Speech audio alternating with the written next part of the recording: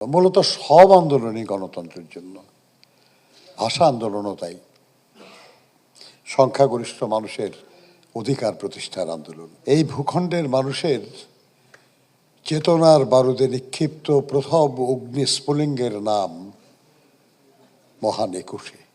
এই একুশের চেতনা আমাদেরকে ৬৯-এর গণঅভ্যুত্থানে নিয়ে গেছে। ৬৯-এর গণঅভ্যুত্থান থেকে স্বাধীনতার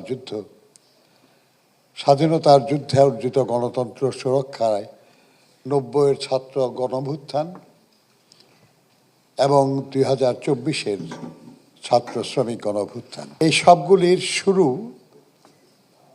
আমাদের এই ভূখণ্ডে আমরা বলবো ১৯৫২-র ২১শে ফেব্রুয়ারি। বেশ অনেক বছরে দেশের মানুষ গণতন্ত্র যথাযথভাবে অনুশীলন করতে পারে নাই। ফলে গত ১২ই ফেব্রুয়ারি নির্বাচন একটা গুরুত্বপূর্ণ অনুষ্ঠান ছিল আমাদের দেশে। এদেশের বিভিন্ন প্রতিষ্ঠান ধ্বংস হয়ে গেছে।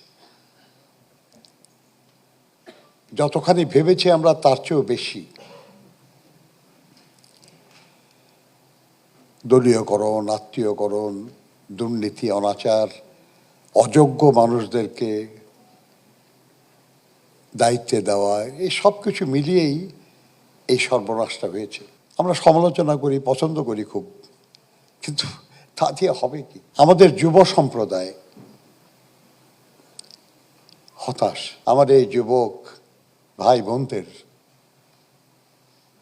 তাদের এই আক্ষেপ দূর করার চেষ্টা করতে হবে। যুবকদের প্রতি আহ্বান, খালি আক্ষেপ নয়, যা আমার প্রাপ্য তা অর্জনের জন্য যেন আমরা ঐক্যবদ্ধভাবে চেষ্টা করি। আমাদের এত বড় একটা তরুণ জনগোষ্ঠী আছে যেটা বিশ্বের বহু দেশের নাই।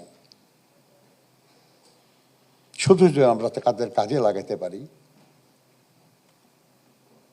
তাদের দক্ষতা, তাদের নৈপুণ্য, তাদের চিন্তা, এগুলো যদি আমরা সুসংহতভাবে এগিয়ে নিতে পারি, তারা আমাদেরকে বহু বহু বহু দূর এগিয়ে নিতে পারবেন। আমরা শুধু যদি আমাদের জনসংখ্যাকে জনসম্পদে রূপান্তরিত করতে পারি, আমাদের চেয়ে ধনী দেশ আর খুব কম আছে। অভিজ্ঞতা প্রয়োজন, কিন্তু কাজটা করার জন্য যুবক তরুণদের প্রয়োজন।